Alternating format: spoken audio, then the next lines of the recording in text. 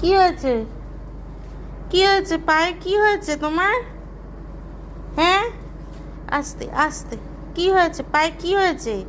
পাটা ফেলে হাঁটো দেখি। এসো এসো। পাটায় কি হলো বল দেখি। কোলে উঠবে।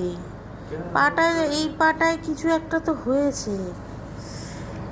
মা পাটায় এই তো হাঁটতেও পারছে না। হ্যাঁ, এমন অবস্থা যে পাটা ফেলতেও পারছে না। পাটায় একটু মলম লাগিয়ে তো দিচ্ছে না। মহা জ্বালা হলো তো। হ্যাঁ, মলমটা জোর করে লাগাতে হবে, বুঝলি বাবা। দেখি